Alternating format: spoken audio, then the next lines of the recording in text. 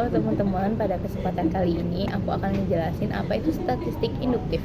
Statistik induktif merupakan ilmu statistik yang menyediakan aturan atau suatu metode yang digunakan meramal atau menaksir dan mengambil suatu kesimpulan yang bersifat umum. Statistik induktif bertujuan sebagai alat praduga dari parameter populasi dan penguji hipotesis.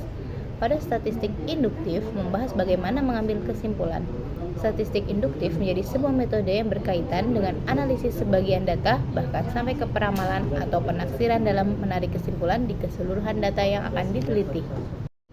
Pengambilan kesimpulan pada statistik induktif hanya diambil pada sebagian data yang menyebabkan sifat tidak pasti, yang memungkinkan terjadi kesalahan pada pengambilan keputusan, hingga pengetahuan mengenai teori peluang mutlak diperlukan dalam melakukan metode-metode statistika induktif.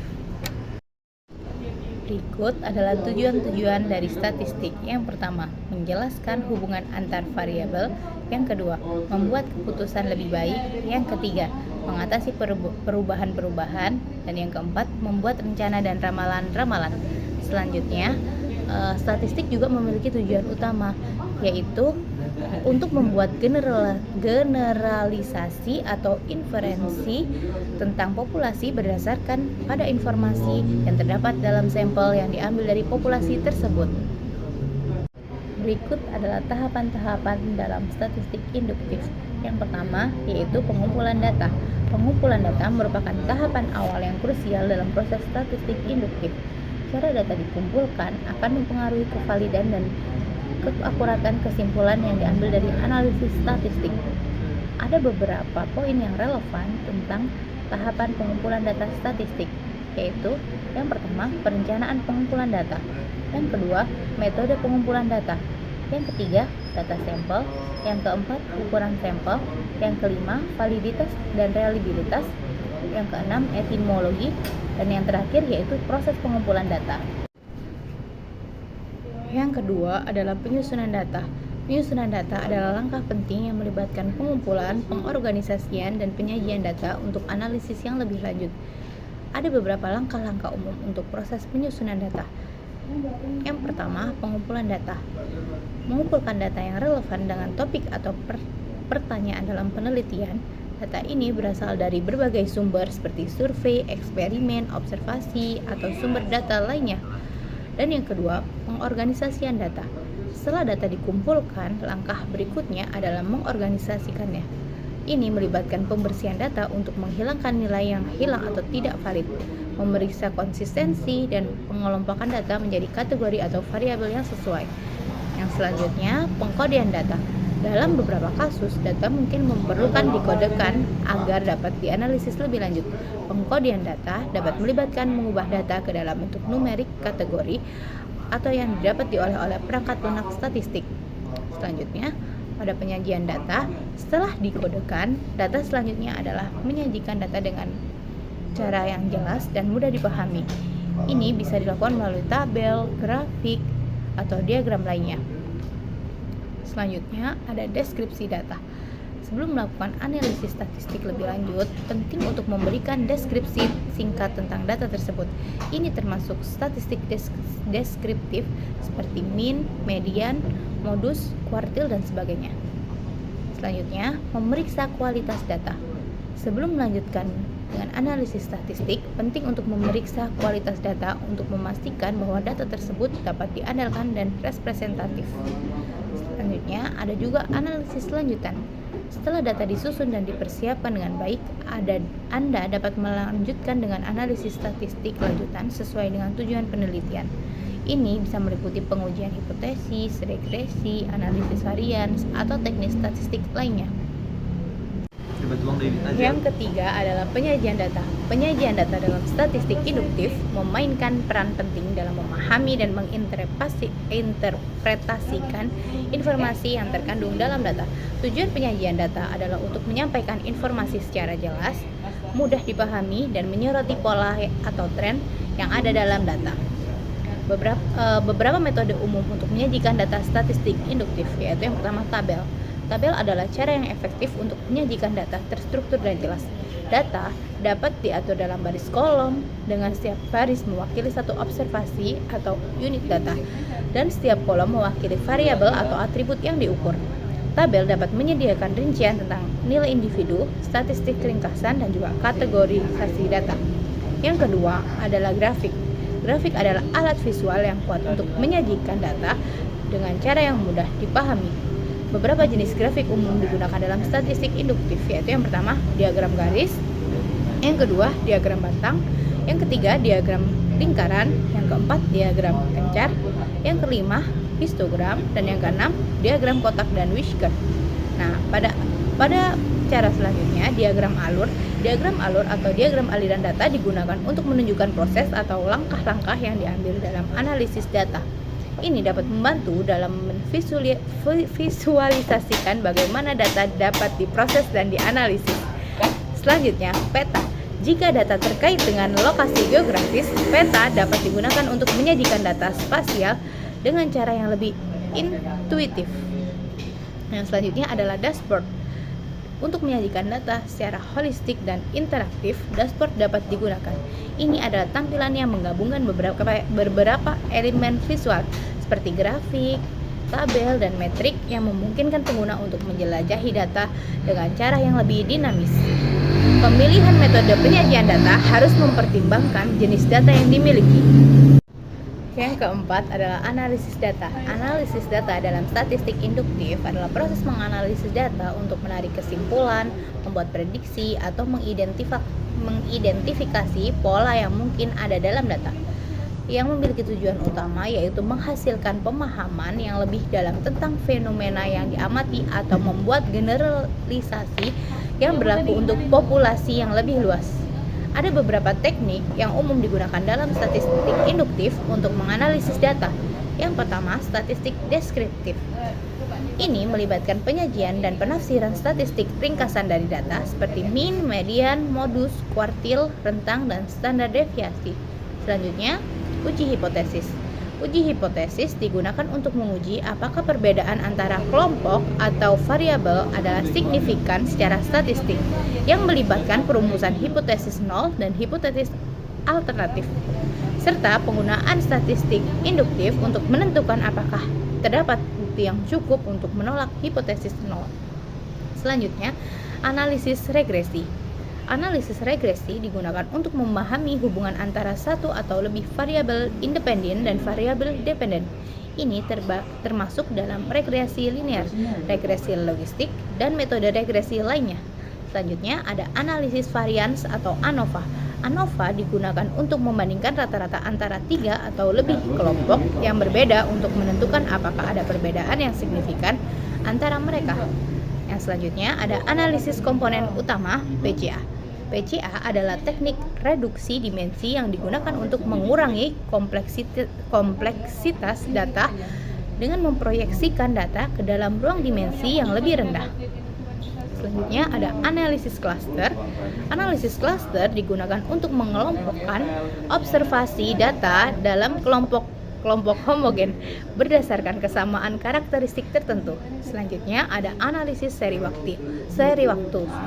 Jika data dikumpulkan dalam interval waktu yang beruntutan, analisis seri waktu digunakan untuk memodelkan dan memprediksi tren, musiman, atau pola lainnya dalam data seiring waktu.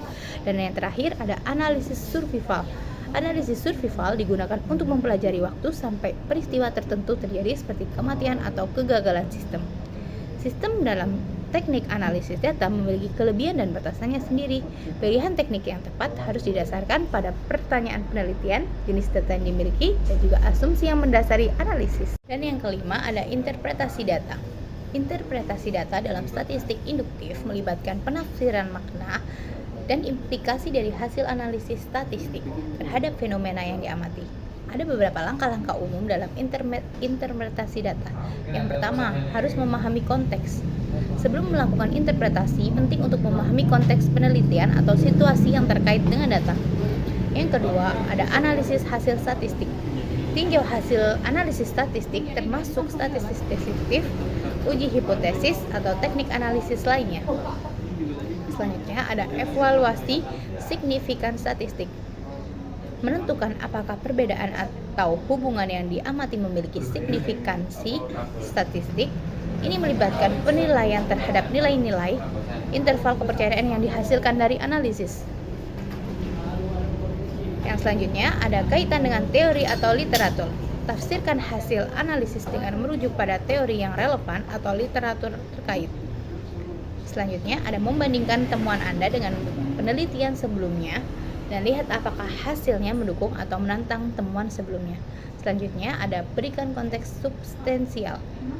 Berikan interpretasi yang memperkaya pahaman tentang fenomena yang diamati dan menjelaskan implikasi praktis dari temuan dan bagaimana hal tersebut dapat mempengaruhi pemahaman kita tentang topik tersebut. Dan selanjutnya, mengenali batasan. Akui batasan dari analisis yang Anda lakukan, termasuk kelemahan metodologi, asumsi yang dibuat, atau faktor-faktor lain yang dapat mempengaruhi interpretasi hasil. Selanjutnya, menyimpulkan temuan utama. Ringkas temuan utama dari analisis Anda dan jelaskan kesimpulan yang diambil dari hasil tersebut. Dan selanjutnya, saran untuk peneliti lanjutan. Berdasarkan temuan, ajukan saran untuk peneliti lanjutan di area penelitian yang mungkin diperdalam. Interpretasi data dalam statistik induktif membutuhkan keterampilan analisis yang kuat, pemahaman yang mendalam tentang konteks penelitian, dan kemampuan untuk menghubungkan hasil analisis dengan pengetahuan yang telah ada. Interpretasi yang baik membantu menghasilkan pemahaman yang lebih dalam tentang fenomena yang diamati dan diberikan. Variabel dan data. Variabel adalah suatu atribut, nilai atau sifat dari objek penelitian yang memiliki variasi tertentu antara suatu objek dan objek lainnya. Yang kedua, data. Data adalah kumpulan informasi yang didapatkan dari suatu penelitian, dapat berupa angka, lambang, atau sifat. Menurut sifatnya dibagi menjadi dua, yaitu kualitatif dan kuantitatif. Selanjutnya, ada populasi dan sampel.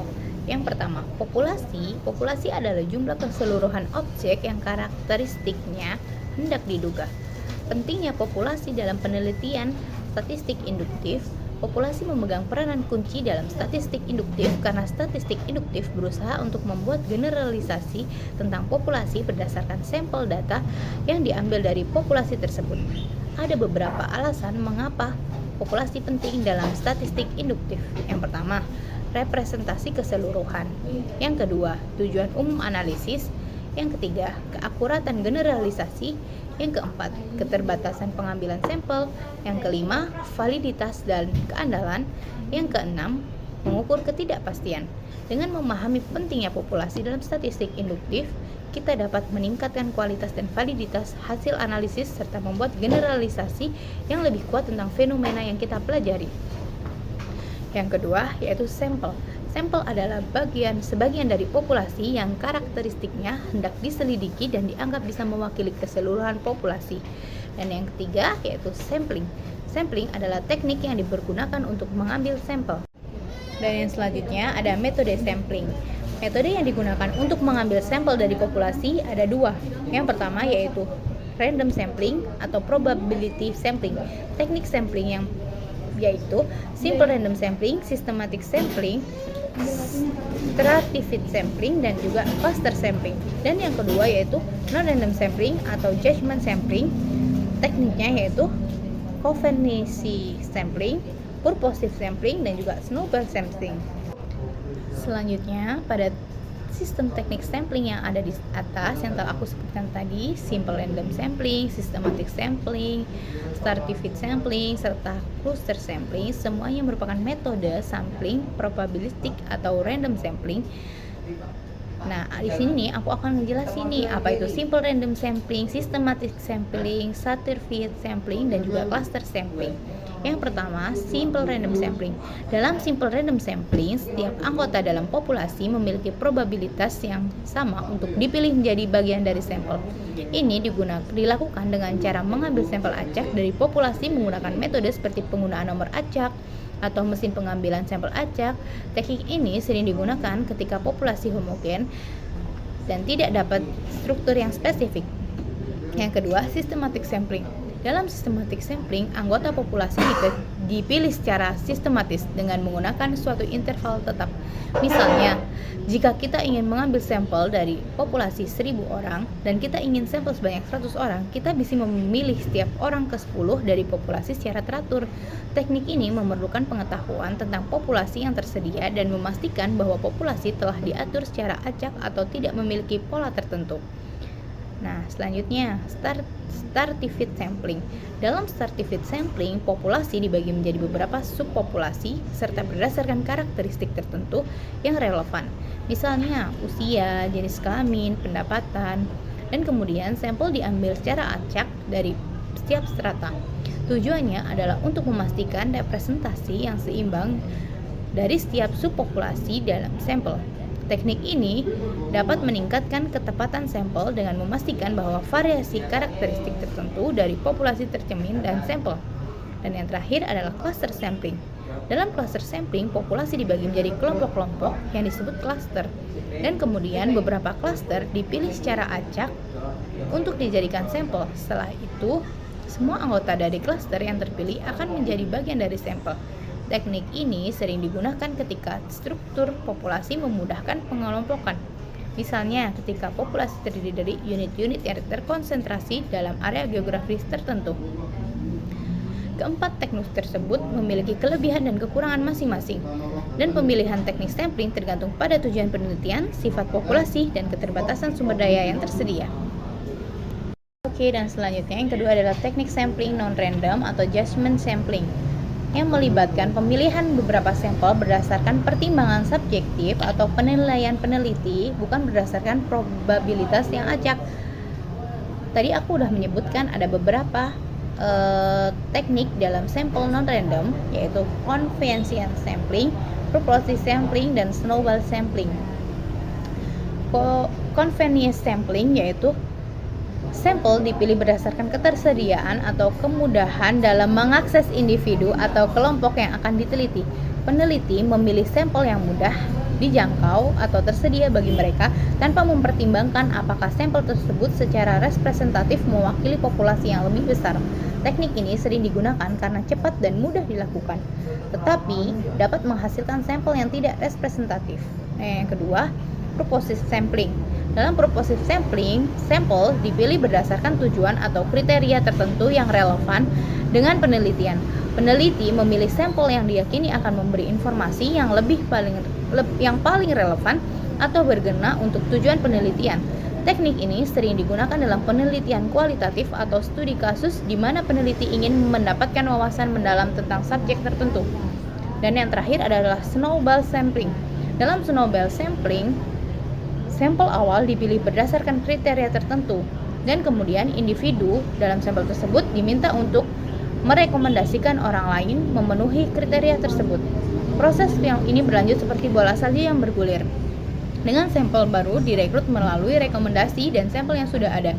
Teknik ini sering digunakan dalam penelitian yang sulit dilakukan kontak langsung atau ketika populasi target sulit dijangkau. Nah, ketika teknik sampel non-random ini sering digunakan ketika tidak memungkinkan atau tidak praktis untuk melakukan sampel acak, atau ketika peneliti memiliki pengetahuan yang mendalam tentang populasi target dan ingin memilih sampel yang lebih relevan atau representatif. Namun, penting untuk diingat bahwa sampel yang dihasilkan dari teknik. Oke, baiklah teman-teman semua.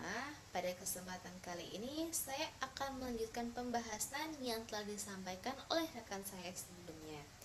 Pada kesempatan kali ini, saya akan membahas mengenai materi estimasi parameter.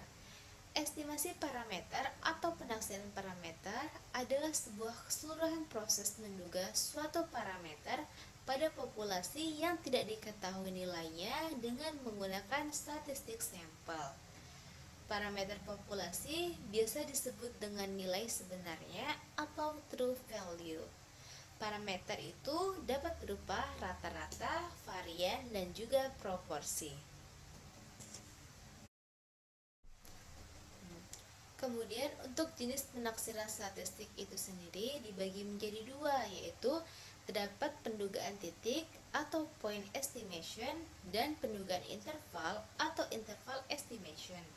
Nah, untuk pendugaan titik atau point estimation itu kita bisa mengambil contoh singkatnya, yaitu dari sampel acak rata-rata berat badan mahasiswa perbankan syariah UIN Sunan Kalijaga adalah 60 kg. Nah, sementara untuk pendugaan interval atau interval estimation, yaitu kita bisa mengambil contoh dari sampel acak rata-rata berat badan mahasiswa UIN Sunan Kalijaga pada prodi perbankan syariah, yaitu sekitar 60 sampai 65 kg. Nah, baiklah teman-teman, untuk penaksiran titik atau point estimation itu sendiri yaitu nilai tunggal yang digunakan untuk menaksir atau to estimate parameter atau besaran populasi yang tidak diketahui. Nah, kita bisa mengambil contoh yaitu dengan cara menduga rata-rata berat badan mahasiswa yang diambil dari 5 orang sebagai sampel. Nah, di sini bisa kita lihat yaitu Kara 87 kg, Farhat 85 kg, Evans 98 kg, dan Lois 83 kg, serta Anita 77 kg. Nah, kemudian kita menjumlahkan berat badan mereka itu 5 orang itu, dan kita membagi dengan jumlah mereka yaitu 5, yaitu kita bisa menemukan hasil 86. Nah, penaksiran titik ini didapatkan dari 86 ini dari hasil penjumlahan berat badan dibagi dengan jumlah orangnya. Itu untuk penaksiran titik atau point estimation. Sementara untuk penaksiran interval atau interval estimation, yaitu adalah penaksiran populasi dengan nilai-nilai dalam suatu interval tertentu. Nah, dasarnya adanya estimasi interval ini adalah karena pada setiap penaksiran pasti mengandung peluang kesalahan. Nah, dalam estimasi interval ini atau penaksiran interval terdapat dua batas, yaitu lower limit estimate dan upper limit estimate.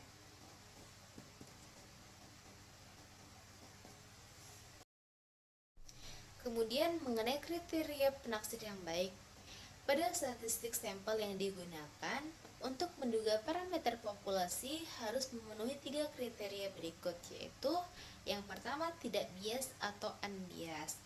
Statistik sampel yang digunakan sebagai penduga ataupun penaksir harus sama atau mendekati parameter populasi yang diduga. Yang kedua yaitu efisien. Statistik sampel memiliki standar deviasi yang kecil. Dan juga yang terakhir itu syaratnya yaitu adalah konsisten. Jika ukuran sampel meningkat, maka statistik sampel akan semakin mendekati parameter populasinya. Kemudian mengenai tingkat kepercayaan atau confidence level. Sebelum melakukan estimasi, tingkat kepercayaan ditetapkan terlebih dahulu, yaitu sebesar 1 dari nilai signifikansi. Nah, tingkat kepercayaan adalah tingkat keterpercayaan sejauh mana statistik sampel dapat mengestimasi dengan benar.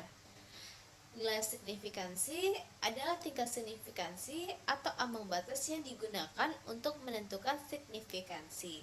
Jika nilai kesalahan kurang dari atau sama dengan tingkat signifikansi, maka data tersebut dianggap signifikan secara statistik. Sebelumnya, pada kesempatan kali ini saya akan membahas mengenai materi hipotesis. Hipotesis adalah sebuah pernyataan tentang parameter populasi yang harus diverifikasi.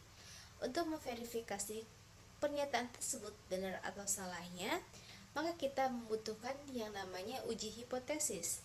Dan uji hipotesis itu sendiri adalah suatu prosedur yang didasarkan pada sampel dan teori probabilitas untuk menentukan apakah hipotesis merupakan suatu yang masuk akal dan bisa dibuktikan kebenarannya. Untuk melakukan uji hipotesis itu sendiri, kita memerlukan beberapa langkah atau tahapan, yaitu yang pertama dengan membuat hipotesis. Dalam pembuatan hipotesis, kita harus menentukan terlebih dahulu hipotesis nol dan juga hipotesis alternatif. Hipotesis nol atau the null hypothesis atau biasa disebut dengan HO adalah hipotesis yang akan diuji kebenarannya. Sementara hipotesa alternatif atau alternate hypothesis atau biasa juga disebut dan HA adalah suatu pernyataan yang akan kita simpulkan jika kita menolak hipotesis nol. Dan hipotesis alternatif juga biasa disebut dengan hipotesis penelitian atau research hypothesis. Nah, untuk contoh dari uji hipotesis itu sendiri, kita bisa mengambil contoh dari rata-rata harga tiket pesawat terbang dari Yogyakarta ke Jakarta. Nah, harga tiket pesawat terbang itu rata-rata sekitar 500.000.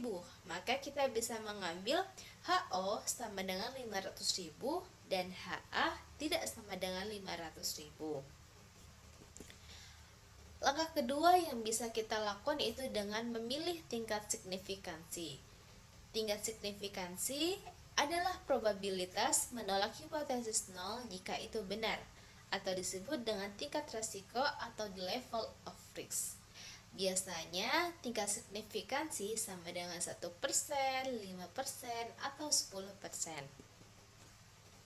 Untuk uji signifikansi itu tersendiri, bila hipotesis direksional, maka pengujian signifikansi satu pihak.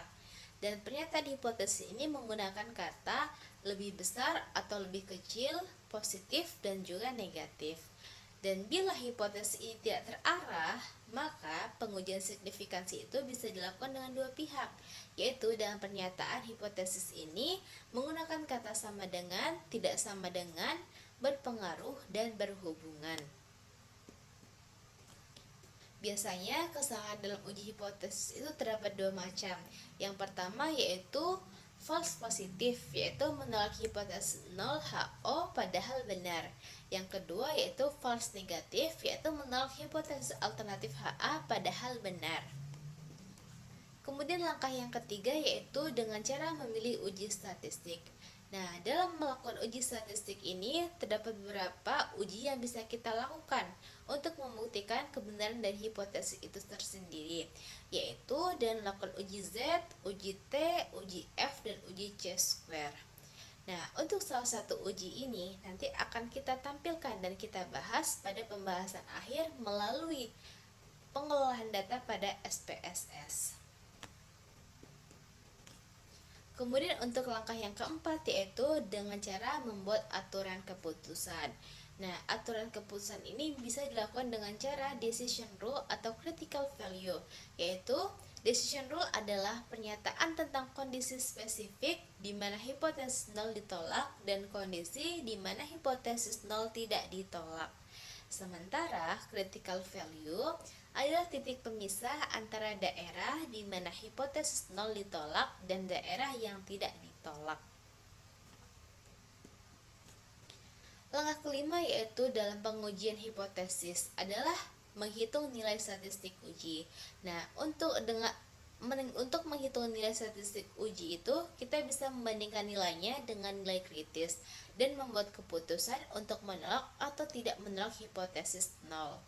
Dan langkah yang terakhir atau langkah ke-6 yaitu dengan cara menginterpretasikan hasil. Nah, untuk menginterpretasikan hasil itu kita harus melihat T hitung terlebih dahulu, yaitu dengan cara melihat T hitung atau probabilitas. Kemudian kita harus melihat arahnya. Kemudian yang ketiga itu harus menyesuaikan dengan hipotesis.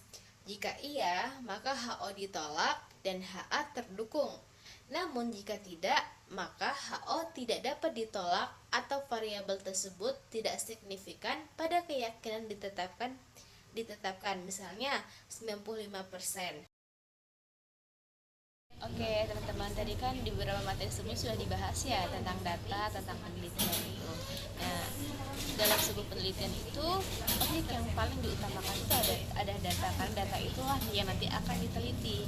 Nah, baik dalam sebuah penelitian kualitatif maupun kuantitatif pasti sangat membutuhkan data.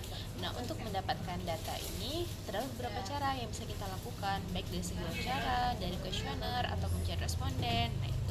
Nah, dalam hal ini kita akan menjelaskan ataupun memberikan contoh bagaimana cara memperoleh data dengan menggunakan kuesioner. Nah, di sini kita akan memberikan tahapan pertama dalam pengolahan data, yaitu menyebarkan kuesioner atau mencari data terlebih dahulu. Berikut akan kita contohkan tata cara bagaimana membuat kuesioner itu untuk penelitian. Oke teman-teman, jadi ini kita akan memberikan contoh bagaimana cara membuat sebuah kuesioner penelitian. Pertama itu kita harus menentukan terlebih dahulu kira-kira kuesioner itu berisi tentang apa sih. Nah ini karena kuesioner penelitian kita berikan contoh seperti analisis pengaruh motivasi, knowledge, dan kemampuan terhadap keputusan berinvestasi. Nah, step pertama yang harus kita lakukan adalah membuat identitas untuk responden terlebih dahulu. Jadi untuk responden yang mengisi nanti akan terlihat identitasnya. Kita tulis nama terlebih dahulu. Nama. Setelah nama, nah kita nih kan ada pilihan ya kan nih untuk nama itu nanti dalam penjawaban itu nanti ada jawaban singkat. Kalau untuk nama, ini kita pilih yang jawaban singkat. Kemudian setelah nama kita bisa menuliskan pertanyaan yang baru. Kita mengidentitas seperti ada nama. Setelah nama itu kita bisa menuliskan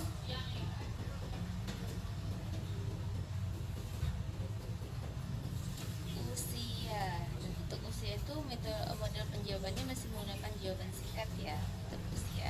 Dan kita copy lagi gitu. Ini dari usia kita ganti jadi jenis kelamin ya. Jenis kelamin kan di Indonesia ada dua, laki-laki dan perempuan. Maka dari jawaban singkat ini baru menjawab kita ganti menjadi pilihan ganda. Nah, opsi pertama kita ganti menjadi laki-laki.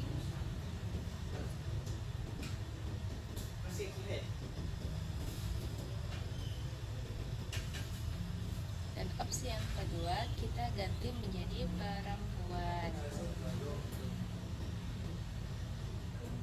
Oke, sudah.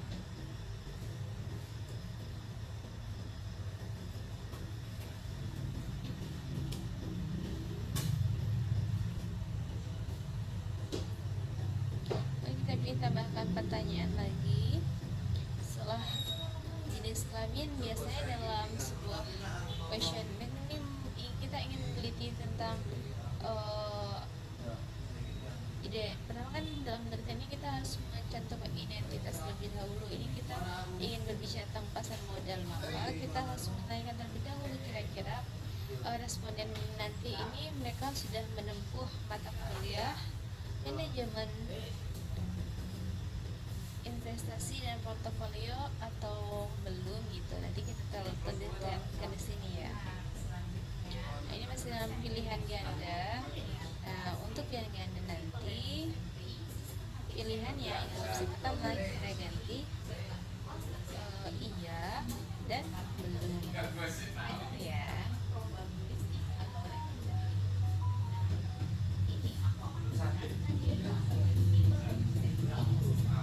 Kemudian yang selanjutnya itu, nah jangan lupa kita pilih ini jawaban wajib diisi ya. Teman-teman selanjutnya kita akan membuat pertanyaan baru masih mengenai identitas ya tadi. Sekarang kita akan menuliskan tentang pendapatan. Kira-kira untuk responden kita ini berapa sih pendapatan per bulan mereka itu. Nah ini masih dalam pilihan ganda ya karena dia bentuknya pilihan. Nah opsi pertama ini kita ubah jadi kurang dari 1 juta. Kemudian yang untuk opsi kedua kita pilih jadi kita buat menjadi 1 juta sampai dengan 2 juta. Untuk opsi yang ketiga kita buat menjadi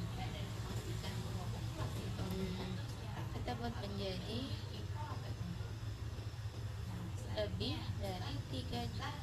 Sebenarnya lebih dari 3 juta saja ya. Kita ganti menjadi lebih dari 3 juta. Oke. Lebih dari 3 juta.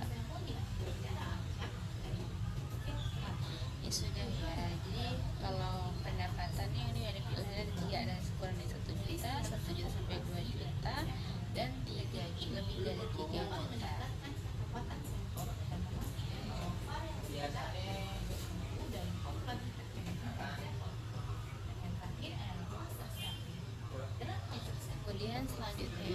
akan membuat bagian baru. Bagian ini berisi tentang pertanyaan-pertanyaan yang nanti akan menjadi variabel dari kegiatan ini. Kita buat contoh saja ya. Ini kita bikin satu variabel saja ini. Nanti saudara kayak pertanyaan nih tentang variabel, tentang saya mengetahui produk-produk yang ada pada pasar modal syariah. Pasar modal saja. Ini kita pilih agendanya. Ini kan ingin kita mengetahui ya. Misal kayak nanti kita tulis pilihannya, nanti ada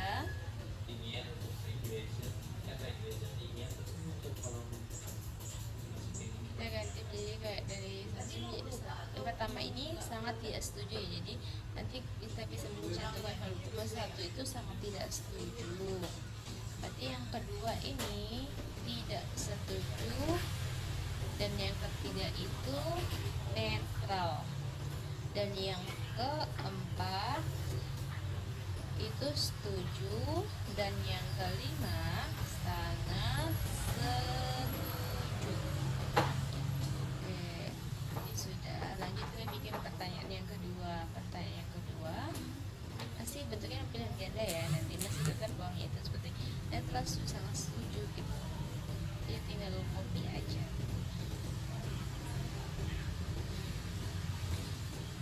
Oke, yang kedua, saya mengetahui resiko berinvestasi.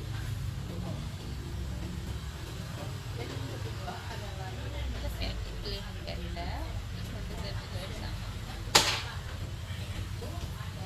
Bisa lebih cepat ya, kalau saya mau kita tinggal copy aja. Masih kita manual lagi. Sangat tidak setuju. Itu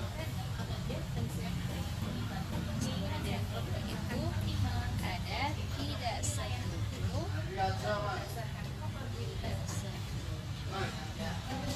terus yang ketiga ada netral, yang keempat setuju, yang kelima sangat setuju. Terus lanjut yang di bawahnya, untuk kita lanjut bikin pertanyaan lagi ya. Ini kan sudah wajib, langsung saya copy, terus kita tinggal ganti saja. Dari kan masih ini ya, coba kita tulis wajib diisi dari kita. Kita ganti dulu kita ganti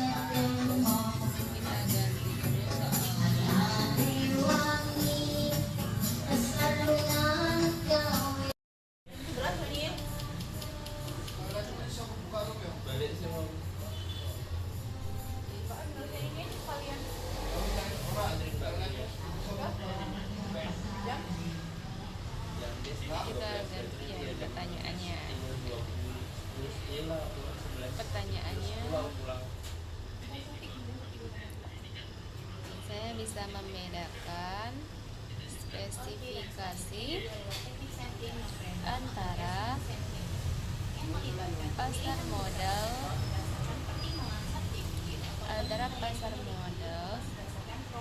konvensional, sedikit typo ya, pasar modal konvensional dan syariah. Nih, ini pilihannya sudah ada, udah langsung copy tadi ya pilihannya. Dalam mengakses individu atau kelompok yang kita ganti ya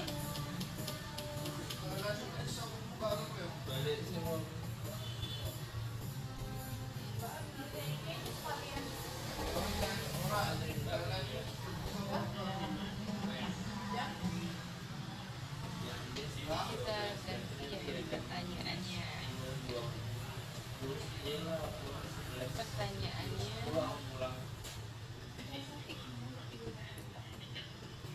Saya bisa membedakan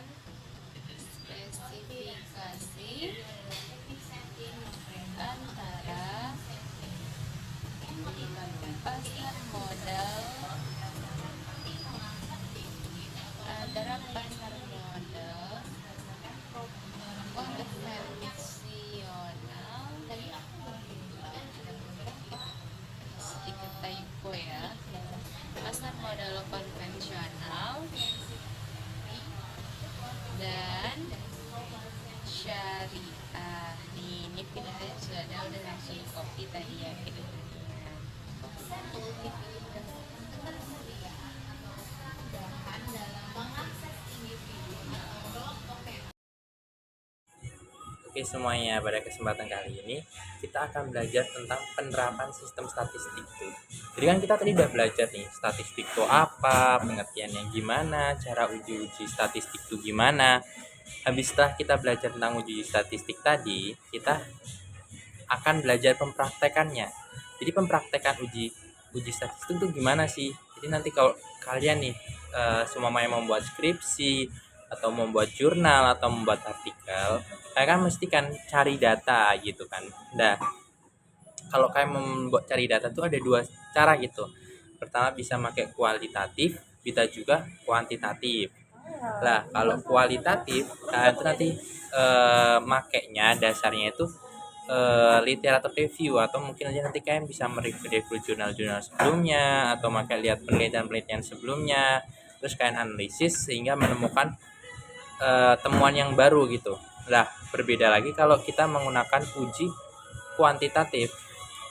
Apa sih itu uji kuantitatif gitu?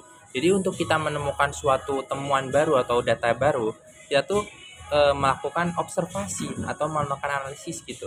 Jadi semuanya kita mau menganalisis soal itu tingkat loyalitasan seorang mahasiswa gitu di perbankan syariah gitu. Kita sebagai seorang peneliti yang akan melakukan penelitian, kita tuh mencarikan data gitu. Datanya di mana? Kita nyari responden dulu. Responden itu siapa? Responden itu bisa mahasiswa yang perbankan syariah tadi. Lah, responden itu kita kasih pertanyaan gitu. Lah, pertanyaan-pertanyaan itu biasanya kalau diuji kuantitatif, kita tuh membuat kuesioner gitu. Bisa kuesioner, bisa Google Form, juga bisa cetak gitu. Tergantung kita maunya gimana. Yang penting kita dapat data gitu. Bisa juga kita melakukan wawancara gitu untuk mengembangkan materi yang kita dapat. Nah, setelah itu jadi habis kita tahu nih judul apa sih yang kita mau ambil gitu. Semuanya kita mau melihat pada kesempatan kali ini aku mau ngambil contoh soal penelitian kuantitatif. Ini yang di layar kalian itu adalah hasil dari kuesioner mahasiswa perbankan syariah. Jadi ada variabel-variabel yang tak pakai nih. Jadi sini ada variabel. Kita jadi kalau gini, sebelum masuk ke variabel-variabel tadi kan sebelumnya kita kan ada bahas statistik apa di kakak-kakak. Apa statistik atau apa, terus pengertian statistik lah. Ini pengaplikasiannya kayak gini. Kan kemarin tuh kita belajar nih namanya ada dependent sama independent gitu kan. Apa yang mempengaruhi, apa yang dipengaruhi. Lah, kita yang dipengaruhi itu kita biasanya sebut dengan simbol X. Kita kayak simbolkan yang dipengaruhi itu dengan X-nya gitu. Yang mempengaruhi itu X-nya. Jadi kayak uji cobanya itu pakai apa gitu yang. Jadi paman ini ada batu ya. Jadi batunya mau diapain itu tuh kita sebut X-nya gitu. Entah batunya mau diukir, entah batunya mau digorok atau mau dibangun buat bangunan atau gimana. Itu tuh apa yang kita lakukan treatment apa yang kita lakukan itu X-nya gitu loh. Kita mau lihat dari sisi mananya gitu. Nah, pertama biasanya kita pakai respondennya tuh cowok apa cewek gitu. Nah, jadi kita tambahin di sini ada gender, ada angkatan gitu. Jadi kalau di prodi perbankan syariah itu kan ada angkatan gitu ya. Angkatan dari 2020 masuknya tahun 2020, tahun 2023, 2021, 2019 nih kayak. Penelitian ini ada nih. Di sini respondennya jumlahnya kita pakai responden dengan jumlah 100. Kita pakai responden sebanyak 180 gitu. Lah, jumlah populasinya itu di sini udah tak kumpulin ya ini. Jumlah populasinya ada 130 orang angkatan 2020 dengan jumlah sampel 45. Terus di sini ada jumlah populasi 133 angkatan 2021. Jumlah populasinya presentasi 34%. Jadi total jumlah populasinya ada 590 angkatan yang dipakai. Kita pakai 1 2 3 4 5 6 7, pakai 7 ini. Kita pakai 7 angkatan gitu. Kenapa sih kita pakai 7 angkatan? Jadi kan kalau kita pakai banyak-banyak responden itu semakin respondennya banyak, semakin mewakili itu gitu. Jadi kalau kita mau penelitian di sekolah gitu, kita kan nggak mungkin kita cuma pakai, kita kan ada banyak nih caranya pengambilan sampel kan. Kemarin kita seperti tadi dijelasin di video sebelumnya kan, di awal-awal tadi kan bisa juga pakai cluster sampling atau yang lain lah. Ini juga bisa kita, yang penting tuh bisa mewakili seluruh dari apa yang mau kita teliti gitu. Jadi kalau kita mau meneliti soal prodi, otomatis kita lihat dari segala angkatan dan segala jenis gender. Nah, tapi kan di Indonesia cuma gender ada 2 ya, jadi perempuan sama laki-laki gitu ya. Nah, di sini pada penelitian kali ini ada sekitar 180 responden. Nah, dengan kita melakukan kita membuat kuesioner nih. Nah, kuesioner kemarin itu ada sebanyak pokoknya pertanyaan. Habis itu kita mengambil 4X. Yang X pertama yaitu religiositas, yang kedua kita pakai pengetahuan perbankan syariah, yang ketiga pakai pertimbangan pasar kerja, yang keempat pakai efikasi diri. Terus apa yang dipengaruhi? Jadi semua tadi variabel-variabel tadi itu kayak treatment kita tuh mau ngambil minat kerja gitu. Jadi kita melihat minat kerja para mahasiswa di prodi perbankan berdasarkan tadi efikasi diri, pertimbangan pasar kerja, pengetahuan perbankan syariah, serta regularitas gitu. Selanjutnya langsung aja ya, kita langsung mau melakukan uji regresi sederhana di SPSS. Gimana sih caranya membuat uji regresi sederhana di SPSS? Tapi teman-teman, sebelum kita belajar ke SPSS, jadi setelah kita tadi belajar cara membuat hasil-hasilnya Anda dikumpulin, hasil-hasil penelitian Anda dikumpulin, kita step pertama harus membuat tabulasi data. Gimana cara membuat tabulasi data? Ini kan tadi kita ada X1, X2, X3, X4 sama minat kerja sebagai Y-nya. Lah, setiap akhir X-nya ini kita tambah ini ya, kontrol kanan, insert, kan kita nambah kolom kan. Nah, jadi itu kontrol kanan, insert.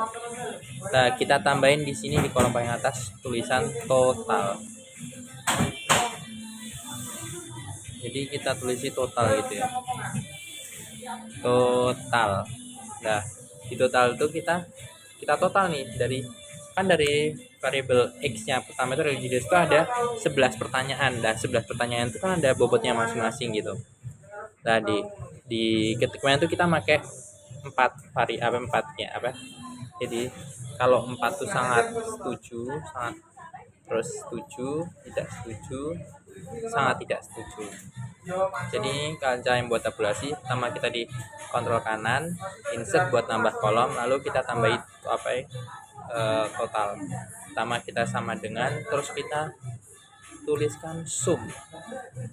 Muncul ini pada Excel dulu ya, kita di Excel, data udah kita pindah ke Excel, terus sum kita tarik nih dari pertanyaan nomor 1 sampai pertanyaan nomor 11, tutup kurung, enter.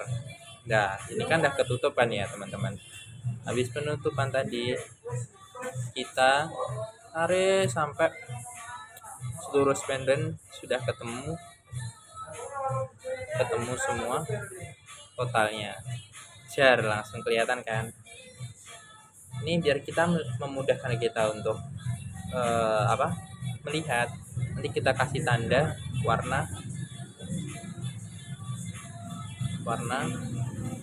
kuning,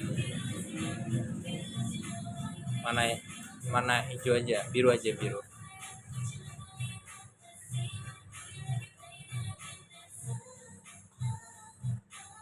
warna biru.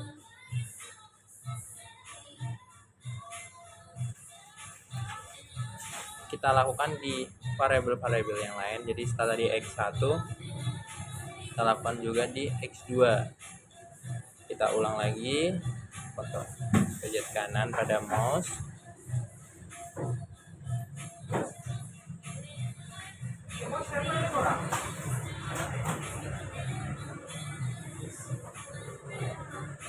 kontrol, insert, keluar, kita tulis lagi total,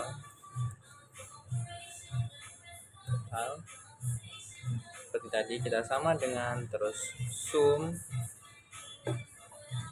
terus kita tarik dari pertanyaan pertama sampai pertanyaan ke-10. Jadi kan di variabel kedua ini ada 10 gitu kan. Terus kita tutup kurung, enter, lalu kita tarik sebagai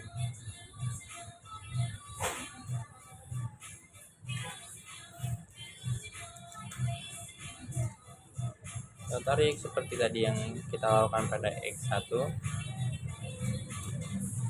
Terus kita warnai untuk memudahkan apa? Untuk memudahkan kita melihat totalnya.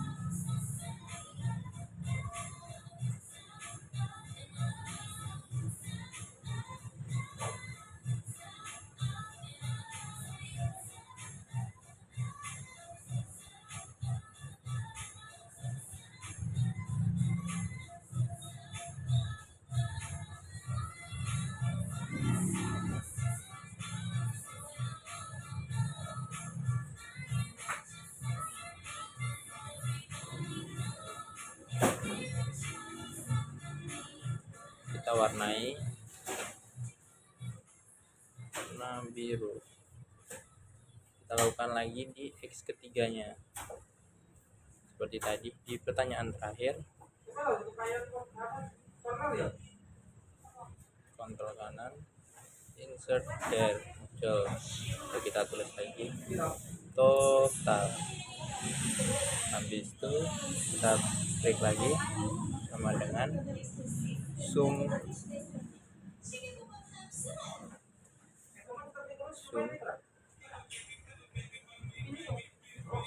kita tarik di pertanyaan yang terakhir, terus kita tutup kurung, terus kita tarik,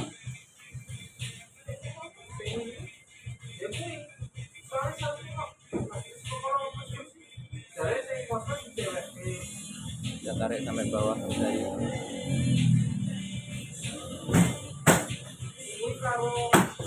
naik biru lagi, juga kita tulis biru. Lanjut kita ke X nya yang keempat, verifikasi diri seperti yang tadi. Kita kontrol kanan,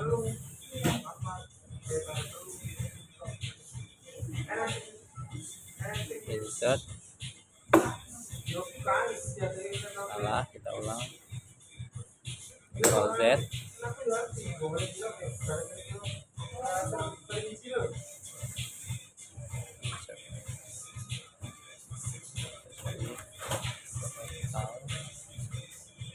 sama dengan sum, kita tambahkan dari enter, tarik,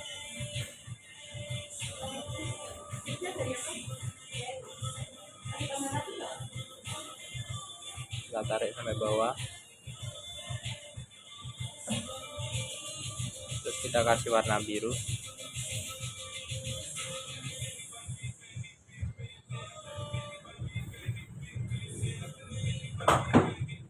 Selanjutnya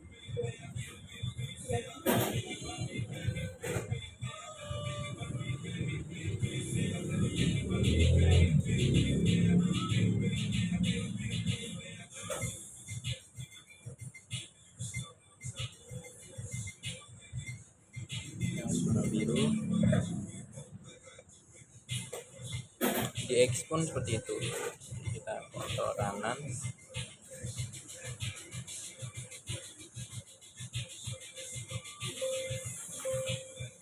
insert,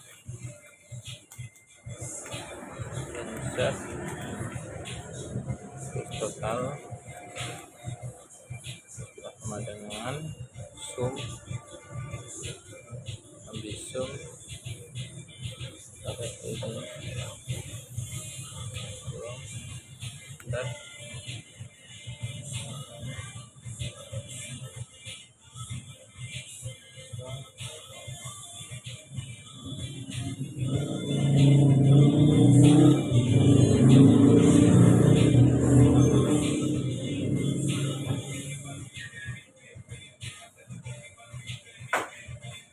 Kita kasih warna lagi, warna biru.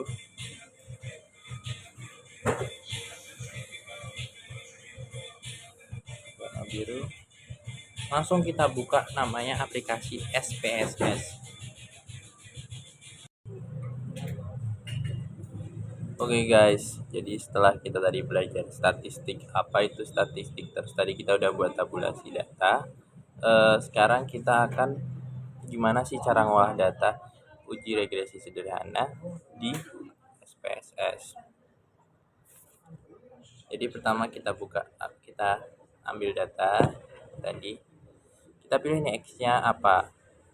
Kebetulan aku X-nya waktu ini lagi pakai pertimbangan pasar kerja terhadap minat bekerja. Jadi kita buka SPSS tadi ya. Setelah kita buka SPSS, kita buka variable view. Variable view nanti ada name sama type dan lain-lain. Jadi pertama kita name-nya kita isi dulu pertimbangan pasar kerja. Pertimbangan underscore pasar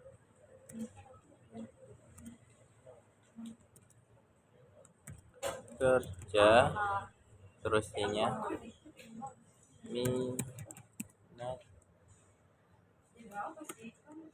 bekerja. Setelah selesai, enter. Kita ubah desimalnya jadi 0. Terus setelah itu kita ke data view. Di data view ini kita ambil data tadi, pertimbangan pasar kerjanya, kita ambil totalnya dari atas sampai bawah. Oke, lalu kita pindahkan ke SPSS, Ctrl V, habis itu kita ambil lagi yang minat bekerja,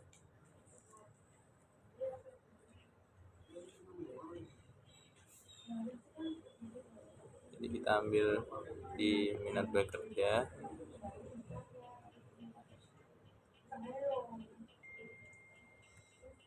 total minat bekerja,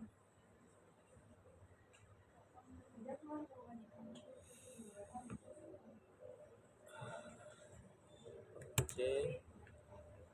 Lalu kita pindahkan lagi ke SPSS.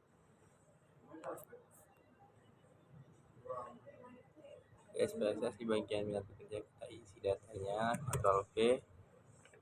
Lalu kita buka analyze, habis itu kita buka regression, terus kita buka linear, terus kita masukkan minat bekerja di variabel dependent, terus pertimbangan pasar kerja di variabel dependent. Lalu kita tidak perlu ubah yang lain-lainnya, langsung kita klik OK. Di sini akan keluar nih hasil regresinya. Hasilnya gimana? Ini ada variabel enterednya atau removed-nya. Ini memasukkan kayak kita makainya apa nih? Kita pakai ujinya itu apa? Di sini kita pakai metodenya enter, memasukkan pertimbangan pasar kerja terhadap minat kerja. Terus di sini ada model summary. Model summary itu apa sih? Ini tuh kita gunakan ketika seberapa berpengaruh X-nya itu berapa persen di Y-nya gitu. Jadi kalau semuanya X-nya banyak, kita makainya adjusted R square. Jadi kayak 0,204, berarti kan 20% kan ya.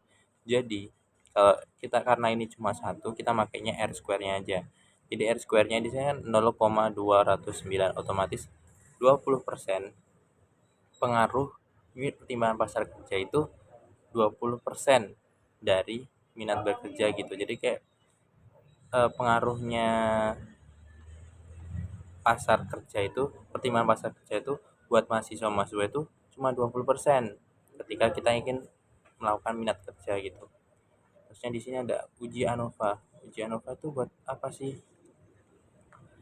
Di uji ANOVA ini kita tuh untuk mengetahui tingkat signifikasinya gitu. Tingkat signifikasi signifan nggak sih penelitian ini? Kita lihat di mana di bagian signya. Kalau jadi dikatakan signifikan ketika hasilnya itu di bawah 0,05. Jadi di bawah 5%. Nah, ini kan 0,000, jadi signifikan. Lalu kita juga lihat koefisien. Koefisien itu apa? Menjelaskan tadi. Menjelaskan tentang signifikasi juga. Jadi kayak pertimbangan itu signifikan atau enggak? Signifikan 0,00 karena di bawah 0,5.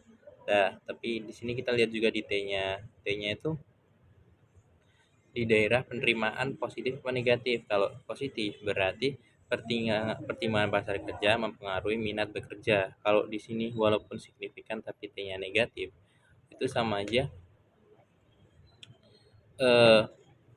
pertimbangan pasar kerja mempengaruhi minat bekerja tapi dalam hal negatif, jadi saling bertolaknya gitu loh, mempengaruhi untuk tidak bekerja gitu, tidak berminat bekerja. Cukup sekian dan terima kasih. See you.